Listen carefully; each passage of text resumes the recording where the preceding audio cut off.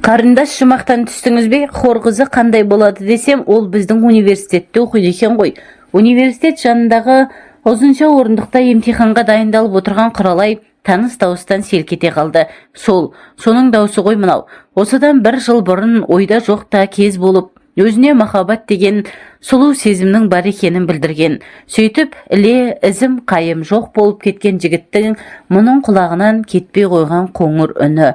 Құралай сенер сенбесін білмей, қанат деп күбірлеп, дауыс шыққан жаққа жалт қарады. Қанат қасында тағы бір жігіт бар. Осылай қарай келе жатқан көк көйлекті әдеміше қыздың соңынан ере түсіп, күле сөйлеп тұр екен. Құралайдың жүрегі тоқтап қалғандай болды. Қанат 1 жыл бойы күндіз ойынан, түнде түсінен кетпеген Қанатты қол созым жерде тұр. Олар оқуға түскен Құралай мен соңғы курстың студенті Қанат 1-ші курстықтарды студент қатарына қабылдауға арналған дәстүрлі кеште танысқан.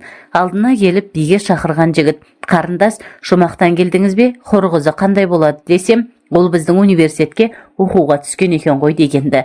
Басын сәл ие сыпайы күлімсіреп тұрған жігітке көз салғанда денесін тоқ ұрғандай дір ете қалды. Үнді киносының кейіпкеріндей ақ көйлек, ақ шалбар киген жігіттің өзінің құпия бала қиялындағы өмірлік серігім болады деген адамның ойдан құрастырылған бейнесіне соншалық ұқсастығы таңғалдырған. Жігіттің жүзінен көзін айыра алмай қалған қыз оның ұсынған қолына жүрегі лүпілдей қол созғанын өзі де байқамай қалды. Бірнеше биді қатар билеп шаршаған соң Қанат пен Құралай біраз таныстыру үшін университет қасындағы саябаққа шықты. Алматының тып-тынық түні 2 жастың арасында кенеттен бір жарған сезімге куә болып, қаракөк торғын шымылдығымен оларды жұрт көзінен көлегейлеп тұрды. Жаңа ғана көпшіліктің арасында жайраңдап күліп жарқ-жұрқ етіп билеп жүрген Құралай оңаша шыққан кезде әлденеден үріккендей жан-жағына қарағыштап үнсіз тұрып қалды. Тіпті Қанаттың бетіне тура қарауға да қысылғандай көзін төмен сала берді. "Қандай сұлусың өзің?" Қанат төмен қарап үндемей тұрған Құралайдың иегінен көтеріп ақырын ғана ернінен өпті. Қыз қарсылық көрсеткен жоқ. Онысын кет әрі еместігіне жорып, иығынан орай құшақтап, өзіне қарай тартқан жігіт енді батылдау сүйді. Ал Құралай бұрса, бұрын бастан кешпеген беймәлім сезімнің жетегімен сыртқа еріп шыққанына әрі ұялып, әрі өзіне де бір көрінгеннен ұнап қалған жігітті кеудесінен итерсе, ренжітіп алам ба деп қорқып іштей өз-өзімен арпалысып тұрған. Қанат бұдан бейхабар. Құшағындағы жас арудың неден екендігі белгісіз дір-дір етіп тұрғанын ерекше әсер етті. Ол Құралайдың бұрын мұндайды бастан кешпегенін бүкіл болмысымен сезінді. Содан соң ду етіп бойын береген қуаныш пен құмарлық араласқан сезімге ие бола алмай, қызды қапсыра құшақтап тағы еріне жабысты. Құралай тұншығып дем ала алмай, жанталаса бұлқынып жігіттің құшағынан әзер босанды. Сүйісу де білмейді екен ғой. Жігіттің жүрегін шаттық кернеді. Жас қызды үркітіп алмайын деп ішке кірейік деді. Құралай үнсіз басын изеді. Би әбден қызған екен. Бағанағыдай емес, жастар да еліріп алған сияқты. Әр тұстан қиқулаған, шыңғырған дауыстар естіледі. Сондай бір қиқулаған топ есіктен кіре берген, бұларға қарай лап қойып, 2 қыз Қанатқа екі жағынан асыла кетті. Қолға түстің бе? Қанатик, сен қайда кетіп қалдың? Сен бізді кімге айырбастап кеттің? Бір-біріне сөз бермей қадала тергеуге алғандарына қарағанда Қанатпен бұрыннан таныс болулары керек. Жаңа ғана бұған сап салмақты сөйлеп, бұған елжірей үн қатқан Қанат аяқ асты құбылып олармен бірге даурығып, сендерді ешкімге де айырбастамаймын деп, 2 қызды кезек-кезек сүйген қалпы иірімге түскен чаңқадай қабақтап, улы-шулы топ ортасында кете барды. Ұзай бере есіне бірдеңе түскендей, артына қайырылып состиып тұрып қалған Құралайға қол бұлғады. Қош дегені, бері кел дегені белгісіз. Құралайға кештің тамашасы таусылып қалғандай көрінді. Қызық, жаңа ғана жан-жағындағы адамдардың бәрі сұлу, бейгесі сондай көңілді сияқты еді. Енді бәрінің де бояуы солғын тартып, бар қызық Қанатпен бірге кетіп қалғандай болды. Сосын құрбыларына басым ауырып тұр дегенді сылтауратып, асығыс жиналып үйіне кетіп қалды. Келесі күні университетке ертерек келді. Көңілінің түкпірінде Қанатты кездестіріп қаламын ба деген үміт бар. Сабақ басталғанша сыртта жүрді. Қанат көрінбеді. Қоңырау соғылғанда амалсыз аудиторияға беттеді. Үзіліс кезінде әрнені сылтауратып сыртқа шығып біраз жүрді де деканат жаққа 1-2 рет барып келді.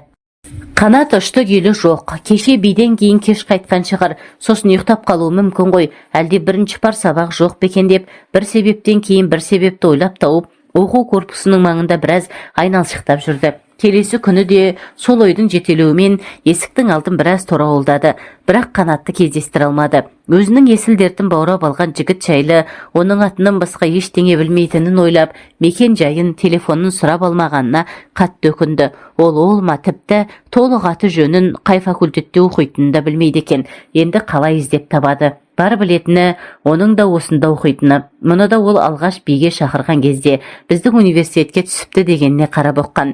Ендеше іздей беру керек. Осындай ойға бекінген Құралай сабақ басталардың алдында басқа оқу корпустарына барып та жүрді. Жатақханалардың біршамасын шарлап шықты, бірақ бәрі де нәтижесіз, бос жүріс болды. Осылайша сарсылып іздеумен күндер, айлар өтіп жатты. Алматының сарала жапырақты күзі ағылпақ қарлы қысқа ұласты. Ол Қанатты ұмыта алмады. Ұмыту қайда? Уақыт өткен сайын ынтығып, сағынуы өрши түсті. Бұлай да болады екен-ау. Бар болғаны бірер сағат бірге болды. Биледі. Қоңыр күздің айлы түнінде алғаш рет жігітпен сүйісті. Есіне алса, қазір де денесі шымырлап кетеді. Сол кештегі сезімді енді ешқашан бастан кешпейтіндей. Тек Қанат қана сондай күй сыйлары анық. Тек сонымен ғана бақытты болатынына сенеді. Бірақ оны қайдан таппақ? Мекен тұрағы белгісіз, қалай іздемек? Жыл бойы университетті шыр айналып табаннан тозды. Бірақ бәрі бос әуре. Енді таба алмайтын шығармын деп кездесуден күдерін үзуге шақ қалған кезде о құдірет, бүгін алдынан шығуын қарасайшы. Қанат.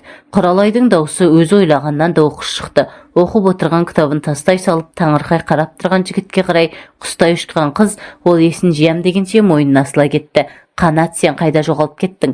Қашан? Бигешінен кейін мен сені қаншама іздедім. Телефоныңды тұратын жеріңді сұрап алмаппын ғой. Қайдан іздерімді білмедім. Енді ешқашан жоғалтпаймын. Құралай бар сөзін қазір айтып қалмаса, Қанат тағы жоғалып кететіндей. Апыл-ғұпыл сөйлеп жатты. Басын сәл қисайта күлімсіреп қарап тұрған Қанат Құралайды енді ғана түсірген сияқты. Көзінде әлдебір от ұшқындап, жас қызды қаусырақ құшақтап ұзақ сүйді. Тағы да дем ала алмай тұншығып қалғанымен Құралай бұл жолы бұлқынбады. Жігіттің кеудесіне басын қойып, мен сені қаншама іздедім деп күбірледі. Кешке кездесейік деді Қанат, қыздың көзіне көзін қадай сөйлеп. Құралай үнсіз басын изеді. Кешкі 7-де осы жерде күтемін. Қыз тағы да үнсіз басын изеді. Сосын жолдасымен күле сөйлесіп кетіп бара жатқан жігіттің соңынан ұмсына беріп, сенің телефоның бар ма деп батылсыздау үн қатып еді. Қанат, кешке айтамын, кел деп қолын бұлғады. Құралай енді кешті батыра алсашы. Тіпті үйдегі сағаттар тоқтап қалған шығар деп көршілерінен барып уақыт сұрап келді. Әр көйлегін бір киіп шала бүлінді. Жылға жуық жоғалтып алып әзер тапқанда енді тағы да көз жазып қаламын ба деп дегбірсізденген ол уақыт өткен сайын неше түрлі күдікті ойға бой алдырып, өз-өзінен шошыды. Бәрінен де ауыры, ол неге мен іздемеді деген ой еді. Онымен қоса қабаттасып, басқа бір қызы болуы мүмкін-ау деген күдік қылаң бергенде жүрек тұсы шаншып кетті. Бірақ мұның бәрі бір ғана сәттік толқулар болатын. Қанатты кездестіру қуанышынан көңілі тасып төгілген. Барлық ақыл ойын тек онымен бірге болу тілегі билеген Құралай қазір ешқандай ақылды құлаққа ілер, ешқандай кедергіге тоқтар күйде емес еді. Жоқ, бүгін қалай да дұрыстап сөйлесуім керек. Менің өзін қаншалықты жақсы көріп қалғанымды білмеген ғой. Әйтпесе ол да мені іздер еді. Мейлі, өткенді қазбалаудан не шығады? Әйтеуір арманым орындалып кезіктік қой. Енді айырылмауым керек. Осы кеш өмірімдегі шешулі кеш болмақ деп ой түйді. Ол үйінен асығып шығып бара жатып. Қанат бұл ойлағандай жоғалып кеткен жоқ болатын. Университеттің сол жылы бітірген ол шетелге барып, магистратурада оқитындардың тізіміне іліккен. Әрине, үздік оқығанның арқасында емес, оның бәрін ұйымдастырып жүрген Гүлназ екені белгілі ғой. Гүлназ, Гүлназик, Гуля. Қанаттың суға кетіп бара жатқанда қармайтын талы. Мұны өлердей жақсы көреді. Сондықтан әкесі шетелге жіберем дегенде, Қанат екеумізді бірге жібермесең бармаймын деп табандап отырып алған. Айтқан істетіп үйренген ерке қыз әке шешесін бұл жолда көндірген. Құралайға кездесетін күні Гүлназ екеуі курстастарына жолаяқ жасап, содан кейін 4 жыл оқыған ордаларына келіп, аудиторияларды аралап, студенттік өмірмен қоштасып шықпақ беттер еді. Студенттер залында бірінші курстықтарды студенттер қатарына қабылдау кеші өтіп жатыр екен. Әуестік билеп Қанат өз тобынан жырылып қалып қойып, есіктен қараған да ай мен күндей аруға көзі түскен. Бір Құралай болатын. Енді міне арада жыл өткенде қайта кездесті. Қандай сұлу, қандай нәзік еді, қалайша есінде сақталмаған. Аққұба жүзі бал-бұл жанып, сағынғанын, іздегенін, күткенін айтып тауыса алар емес. Қазіргі қыздарға мүлдем ұқсамайды. Ішіндегісін ақтарып, бар сырын жайып салған әккі есептен, айла шарғыдан хабарсыз жан екендігін байқатқандай, өзімен қатар адымдап келе жатып, кездескеніміз қандай жақсы болды деп қояды қайта-қайта.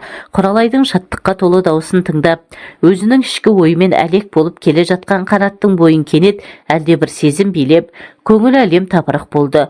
Осындай әдемі, нәзік, таң шығындай мөлдір қыздың өзінің қызмет сатысымен өсу үшін дөй бастықтың шолжаң қызына үйленіп, өмір бойы соның айтқанына жүріп айдағанына көнуі керектігі ішін алай-дүлей етті. Әттең. Құралайды жолдасының үйіне ертіп әкелген ол есіктен кіре салысымен бой жеткенге бас салды. Қыз шошып кетті. Ыршынып төр алдынан бірақ шықты да не болды деді шошына сыбырлап. Не болушы еді? Мені сағындым, күттім деген жоқсың ба? Сол рас па жоқ па тексерейін дегенім ғой. Нені тексересің? Мен өтірік айтқаным жоқ. Құралай қырындап балконға қарай жылжыды. Жа қорықпа, сен өтірік айтты деп тұрғаным жоқ. Қызды шошытып алмайын деп Қанат енді алдаусыратуға көшті. Менің де сағынғаным ғой сені, шыдамай кеткенім. Кел қасыма отыршы. Құралайды қолынан жетектеп әкеліп қасына отырғызды. Сосын бауырына тартып маңдайынан өпті. Иығына төгілген шашына бетін көміп, мойнынан тамағынан сүйді. Мұның жаңа оқыс қимылынан тіксініп қалған қыз алғашындырыққа көне қоймаса да, бірте-бірте буыны босап, майда еріп бара жатты. Мұндайды бұрын бастан кешпеген.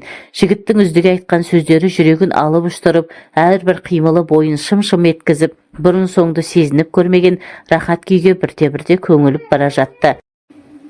Енді ешқашан айырылыспаймыз деді бұл бір ретте күбірлей сөйлеп. Халқына демалған жігіт басын шайқап қойды.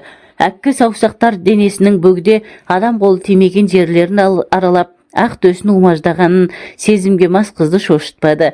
Керісінше жігіт құшағында оттай былқыған тәні бұған дейін өзіне беймәлім бір жақындықты тіледі. Тап осы сәтте ол үшін өмірдің ең басты мәні де, ең ұлы ләззаты да, ең биік мұраты да сүйген адаммен бір болу болатын. Сондықтан олың қолын қақпады. Сен мені шын сүйесің бе деп сұрады Қанат көзін қадай.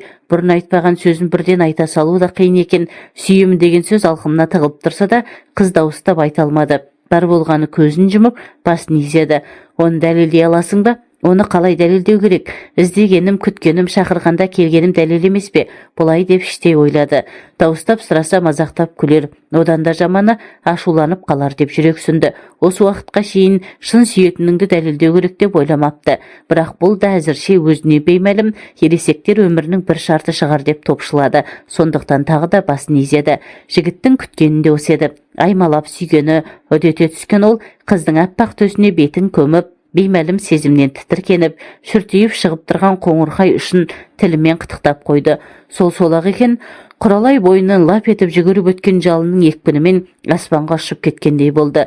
Ғажайып бір толқын лықсып келіп қайтып, әлде бір тілек бүкіл бойын ұйытып бара жатты. Тап осы сәтте ол жігіт не істесе де қарсыласа арылардай жағдайы жоқ еді. Қарсыласқысы келгенде жоқ. Өзі сүйген аңсап күткен Қанаты, сонау бала кезінен жан серігі тап осындай болатын білгенді. Енді кездесіп құшақтар енді айқасқанда несіне қарсыласпақ.